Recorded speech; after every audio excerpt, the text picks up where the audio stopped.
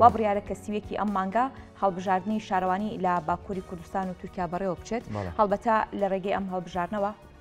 تا ڕادەیەکی زۆر کاریگەری لەسەر پرسی کورد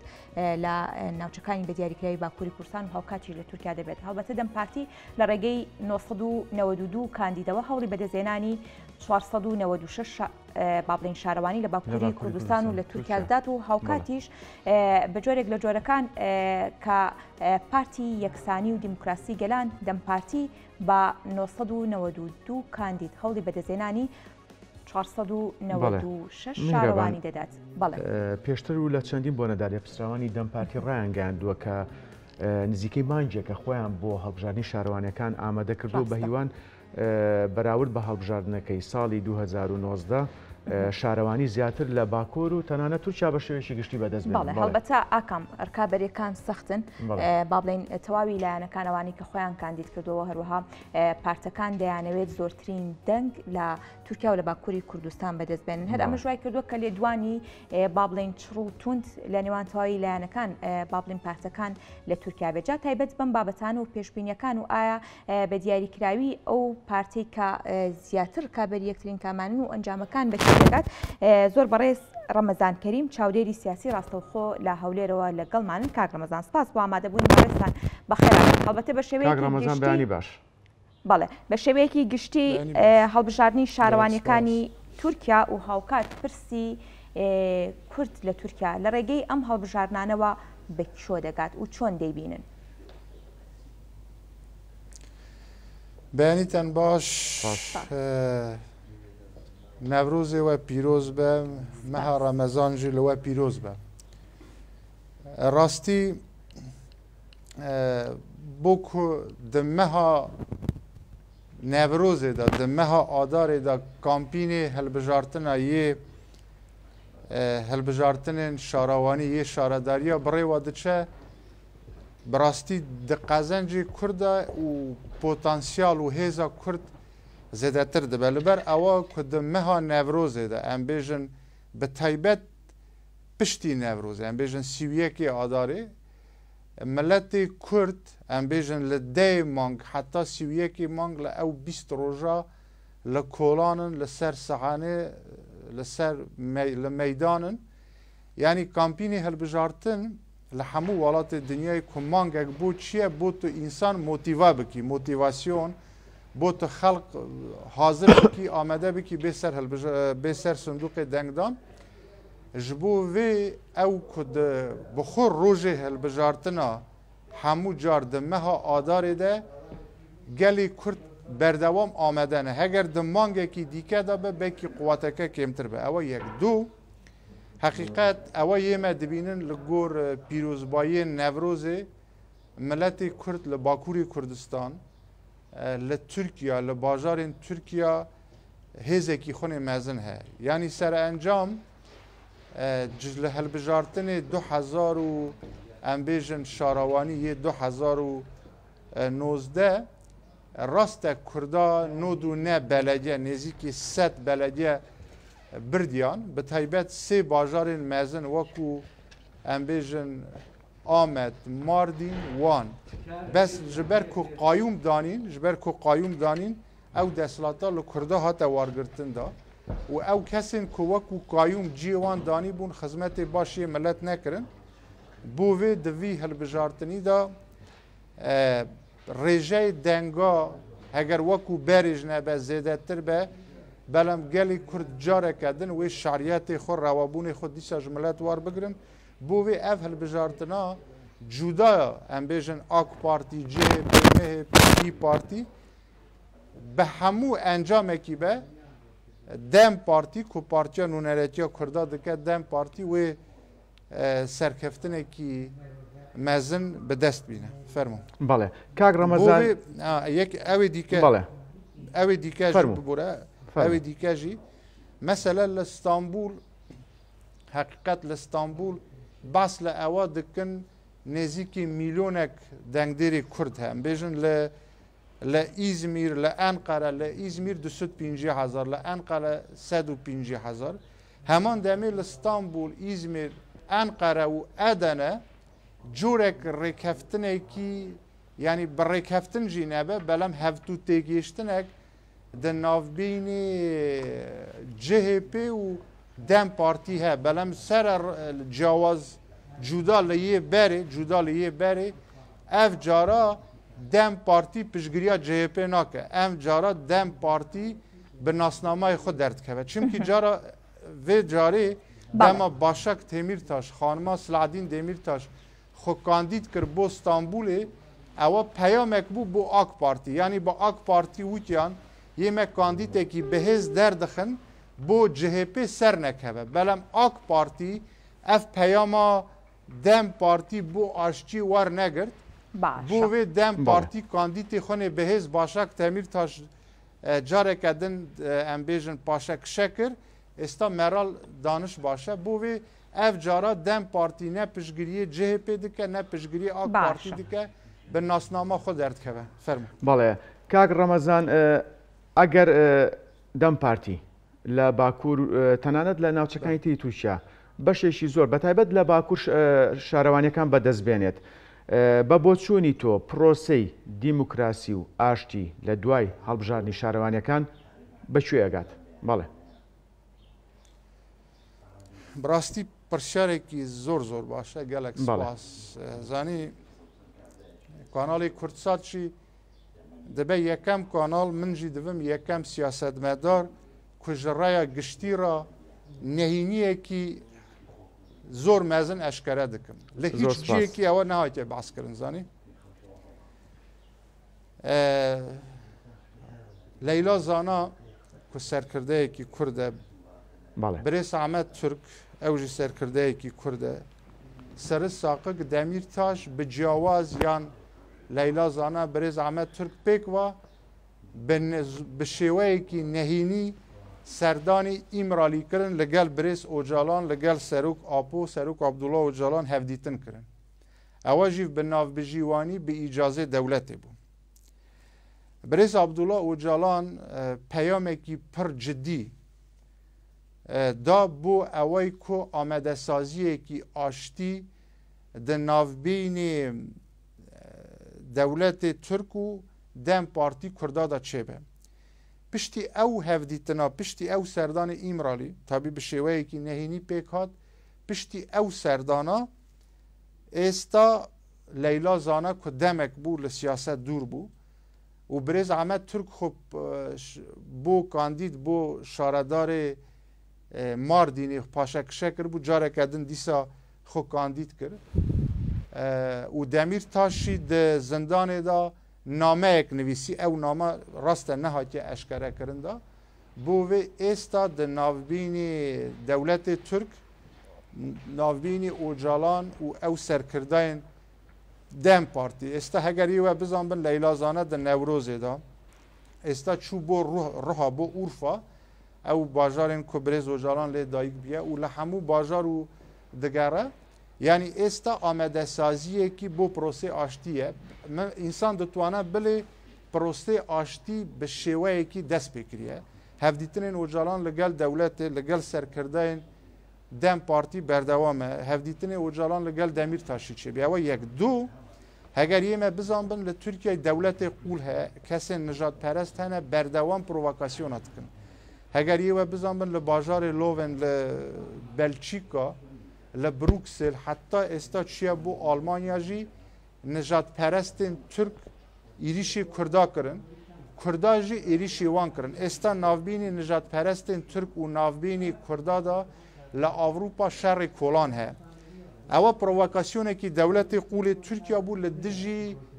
daniştinên aştî navbînê Erdogan Ocalan da bû heger yê we bizanbin pêş 10 sal li Parîs heval Sakîna Cansız Leyla Soylamez û hevalê wan şehîd xistin ewa pêş prosê aştî bû heger bizanbin pêş ku nameyê Birêz Ocalan pêş bikeve pêş wî ew provokasyona çêbû berî vî salek du sal dîsa hinek hevalê me hinek Kurd şehîd xistin heger hûn bizanbin li tarîxê da li 1993 dema bi serokatî û navbijîwaniya rawan şad zor Birêz Serok Mam Celal ku navbijîwaniyê Birêz Turgut Ozal û و برێس ئۆجاڵان کردن ئەو کاتا 33 ئەسکەری تورک ژی بەبێ چەک بوون لە پاسێکی داژی هاتن کوشتندا وتیان ئەمە سڕی ساقیکە ببورە شەمدین ساقیکە فەرماندەیەکی پێکێکی بوو یعنی هەموو دەما گفتوگویەکی ئاشتی دەست پێ دەبێت دەستێکی ڕەش دەولەتێکی قوڵ پرۆڤاکاسیۆنێک دەکەن ئێستا ڕای گشتی تورکیا هەموو من ئەمڕۆژی تاماشا کرد هەموو لەسەر ئەو مەسەلەی شەڕی کۆڵانە لە ئاڤروپا ناوبینی نژادپەرستین تورک و ناوبینی وڵاتپارێزین کورد ئەوان فکری وان ئەو بوو خون بڕژە بە دەهان کەس بێ کوشتن بەلەم سپاس بۆ خودی کەس نەهاتیە کوشتندا بۆ وێ ئێستا گفتوگویەکی ئاشتی هەیە لە گۆر ئەوە چونکە ئەوە لە هیچ جیەکی ناواتیە باسکردن ئەوە من ئەشکرە دەکەم لە گۆر وی برێس ئۆجاڵان سەر و کاپوو کوژ بۆ ملەتی کورد هاتیە گرتندا یعنی ji بۆ دەولەتی کوردی هاتیە گرتندا ji بۆ وی di navbînî 2 sal heta 5 sal دەبێ برێس ئۆجاڵان وارە ئازادکردندا دەمیر تاشی di navbînî salekî da divê wara azadkirinda ewa fikreke û Tirkiye biçe bû endametiya yekîtiya Avrupa çimkî di alanê rûdawê duyem ewa rûdawê yekem min basê îmralî kir rûdawê duyem basê Avrupa kir rûdawekî sêyem jî he birêz Murat Qaraylan fermandayekî mezinî PKK serokî duyemê PKK bas li ewa kir ku yê me kodê dronê Tirkî bi dest me ketiye yê me dronê Tirkî نخاره چیمکی د شر اسکری ناوبینی پکیکی و دولت ترک برگای درون دربر گیریگادان استا درون جیته خاره بووی بالانسک ها و اوای دخوازم لورجی دیسا لگل اواجی بیجم یعنی هەگەر ببوورە پرسیاری خۆ بکەم من ئەو بەشی دیکەش کاک ڕەمەزان ئەمڕۆ داوانەی کە واتە باست کرد ئەمانە چ کاریگەریەکی ڕاستەوخۆی لەسەر هەڵبژاردننی شارەوانیەکان بەجێ دەهێڵێت دەکرێت بڵێ ئەمڕۆ داوانە بە تایبەتی ئەمەی کە باست کردووە کە زانیاریەکان لای تۆن کاریگەری ڕاستەوخۆ لەسەر هەڵبژاردنەکان بەجێ دەهێڵێت؟ بەێ ڕاستە توزانی ئەو ڕووداوێن لە بێلچیکا چیە بۆ ئالمانیا ئاوروپا دەست پێکرێ ئەو ڕووداوە دەرەجێ یەک بۆ هەلبژارتن بە تایبەت ستامبولە یعنی ئێردۆغان بە خۆش شارەدارێ ستامبولێ بوو لەوێ بوو سەرۆکوازیر مەسەلەی ستامبولێ بۆ ئێردۆگان مەسەلەی ئەنقەرێ بۆ ئێردۆگان مەسەلەی ناموسەیە مەسەلەی دەسەڵاتیە یعنی پارتیەکی دەسەڵات سەرۆکۆمارێک هەگەر پایتەخت ئانقارا و پایتەختی دویەم ستامبول لە دەست خۆدا نەبە واتە دەسەڵاتی خۆ سەدا پێنجی نییە ئەv ێریشên ku li Avrupa ew nakokiyên kuntên ew şerê kolana ku tê kirin bû ewa reyê Türkekan li dem partî dûr bixen nihayê min dîsa ji bo we behs kir yanî li şarên Tirkiya ne Kurdistana Bakuriyê Tirkiya Stanbul Enqere Edene bi milyonan Türk yani nêzîkî milyonek 2 milyon Türk deng didine dem partî bû Türk deng nedine dem partî ewa bû ewa tesîrê xwe dike ewa yekem ewayî دویم حقیقت لور استا هز دکم بحث بالانس کی هز بکم هگر CHP جاره کدن Ankara İstanbul bibe هگر CHP Ankara İstanbul bibe و یک هگر dem parti لنودو نه بلدیه زیادتر bibe بچه بو 120 بلدیه اوا دو هگر حوالن PKK حوالن dem parti زۆر بە زیرەکانە سیاست جی بکن ئێردۆگان باشە مەجبوری پرۆسێ ئاشتی دەبێ بەلەم هەگەر ئەنقارا ستامبول بکەوە دەستی ئێردۆگان ڕێژەی هەلبژارتنە یێ دەم پارتی کێمتر بە لە یێ 2019 وێ دەمێ ئێردۆگان بێمنەت دەبێ ئەوە بەشێکی وی بەشی دویەم لە پشتی هەلبژارتنە هەگەر ئۆپاراسیۆن لە باشووری کوردستان لە عێراقê دەست پێ بە لە گۆر ئەو ڕێکەفتنê ناوبینی عێراق و تورکیا دەباس دکن و گفتوگویەکی نهێنی ناوبینی دەولەتی تورک و ئەسەد جی هەیە تا حدێکی گەیشتنە ڕێکەفتنێکی هەگەر ئۆپاراسیۆنێکی لە ڕۆژاوا باشووری کوردستان و سەدا سەد شکست دخوە بۆ وێ گفتوگویەکی ئێستا تورکیا هەگەر بە زمانێکی سادا بێژن ئێستا تورکیا حملە بە ئاشتیەکی لەگەل کورد و زارۆکێکی ئاشتی ناوە ساڵێکیدا درستی دەبێت بەڵێ بەڕێز ڕەمەزان لێپسراوانی دەمپارتی پێشتر و لە چەندین بۆ نەداوتویانە ئامادەکاری تەواومان کردووە بۆ هەڵبژاردننی شارەوانیەکان. لێرەدا من پرسیارەکەم ئەوەیە بەپێی ڕاپرسیەکان هەرچەندە وەک بەڕێستان ئاگادارن زۆرجار ڕاپرسیەکان زانیاری و داتای هەڵیتیایە و لە کاتی پرۆسی هەڵبژاردندا گۆڕانکاری لە ئەنجامەکانە بەدیەکرێت. لێرە پرسیارەکەم بەپێی دوایین ڕاپرسی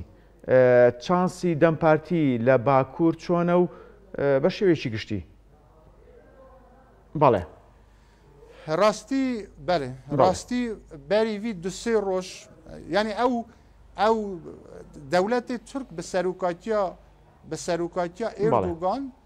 دەولەتێکی vê dawiyê biye dewletekî totalitar û dîktatۆr ew şerîkên kampî ew şerîkên kompanyên ku rapirsî dikin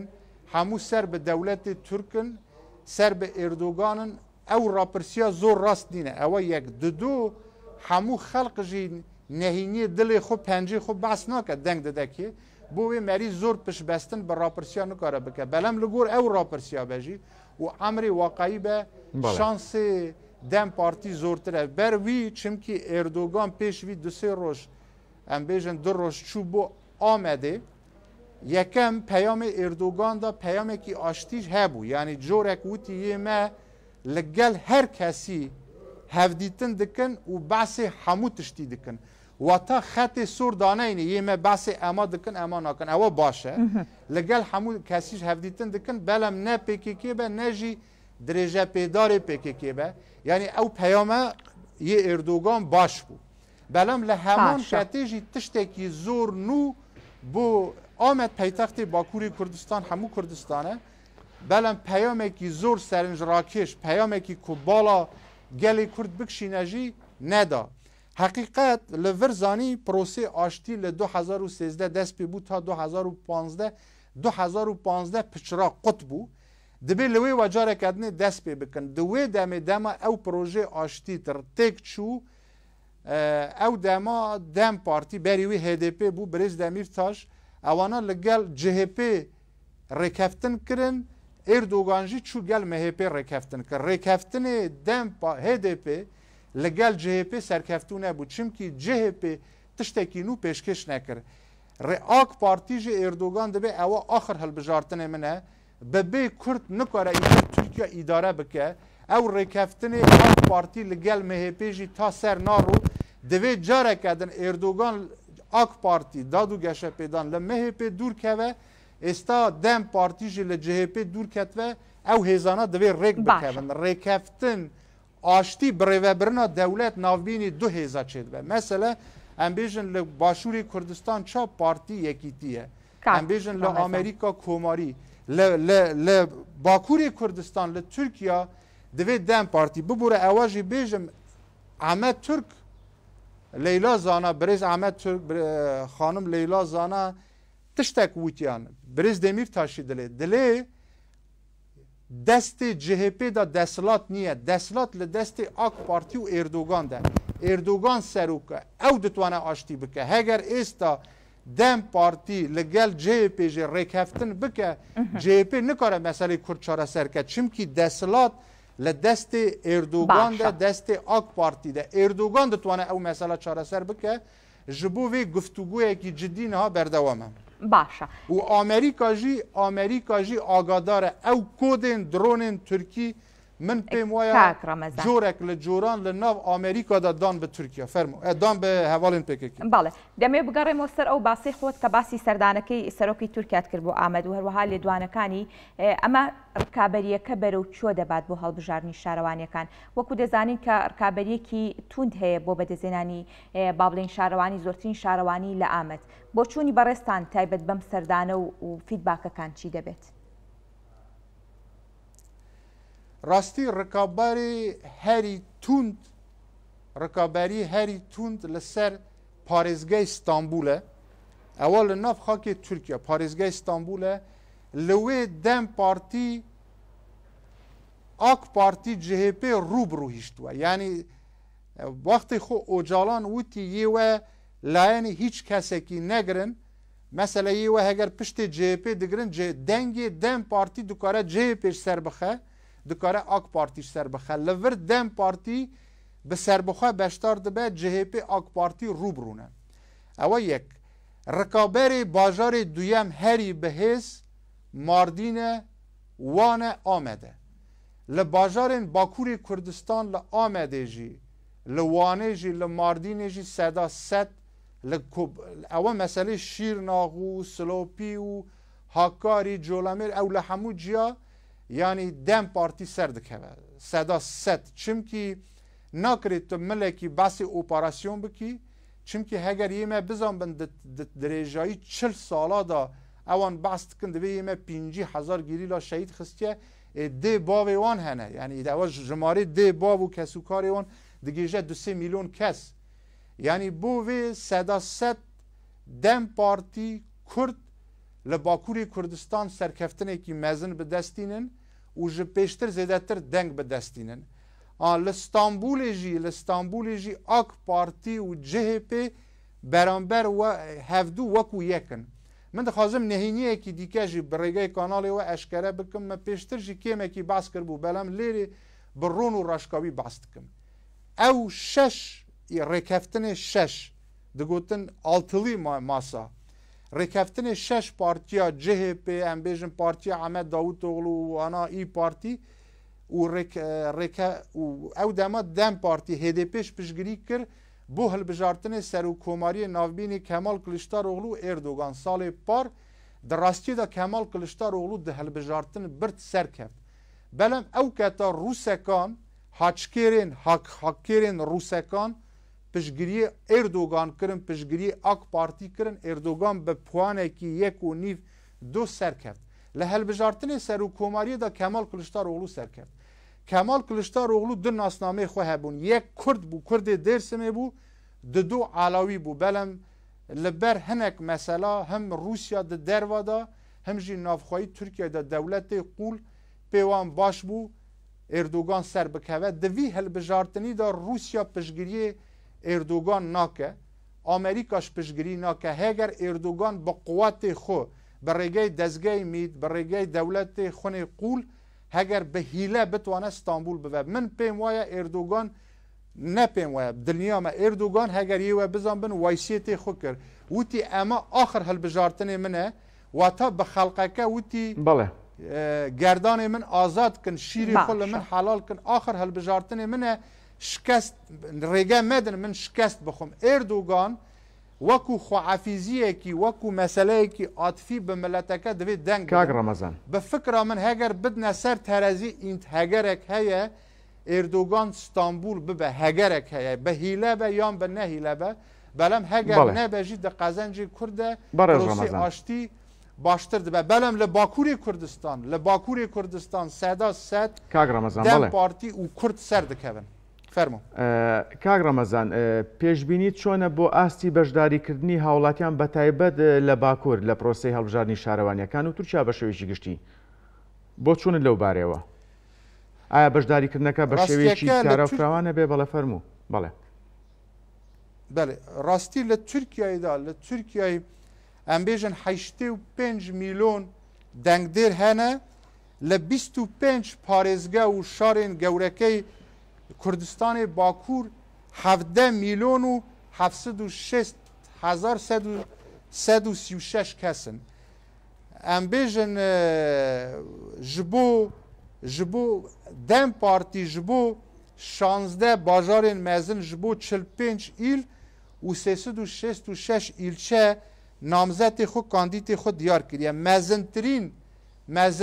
bajarê Bakurê Kurdistan Rohe Urfa dîlok duyem e em bêjin pêra dibêjin Antep, Türk dibêjin Gaziantep. Bajarê sêyem Amedê li Roha 2 milyon kes e. Li dîlokê 2 milyon û 154,000. Di Roha 2 milyon û 213,000. Li Amedê milyonek û 804,000 wan jî milyonek û 128,000. Îtir Maraşe, Mardîne, Erzurumê, Meletiye, Sîwasê, Elî Semsûr û wa berdewam. Bo vê bajarên Riha niha Leyla Zana nardin bo wê derê. Leyla Zana yekem kes bû li zimanê Kurdî û ew ê dama. Li Antepê ku ji ber ku ew meselê bi melerze erdheş çêbû li Maraş û li Antepê ئەو کەسین کۆ بوونە قوربانی ئارتحەش خانی وان ڕووخانە تا نەها خانی وان چێ نەکردنە ji بۆ vê destpêka bernamê da got yanî miletê Kurd bi taybet Newroz e Newroz cejna azadiyê Newroz cejnekî germayiyekî ku ruhekî berxwedanê niştimanperwariyê pêş dixe ew agirê Newrozê ku miletê Kurd dora wî dizivirin heger dewletê Türk wî fehm bike li wane bêje îtir mangê adarê hilbijartin nekirê zanî bo vê di meha Newrozê da miletê Kurd motivasyonek ruhekî gelekî mezin girtiye û min jî dibe yê we îcaze bidin min bangawaziyekî ji bo hemû gelê Kurd Bakurê Kurdistan dikin li ailê me 5 şehîdê me li Bakurê Kurdistanê ne yê me bixwe xelkê Bakurê Kurdistanın 7 sal pêş vî derbazî Rusya mentikê Kazakistan Kafkasya bûn min dawa li Kurdê me Bakur û Kurdistana Tirkiye û xelkê li nav Tirkiye da dijîn deng bidine dem partî ji ber ku dengdan bi dem partî hem aştî berqerar dike hem serkeftin û hebûna gelê Kurd e. بەڵێ زۆر سپاس بۆ بەڕێستان زۆر سپاس بۆ ڕەمەزان کەریم چاودێری سیاسی کەڕاستەوخۆ لە هەولێرەوە لەگەڵمان بوویت دەست خۆش زۆر سپاس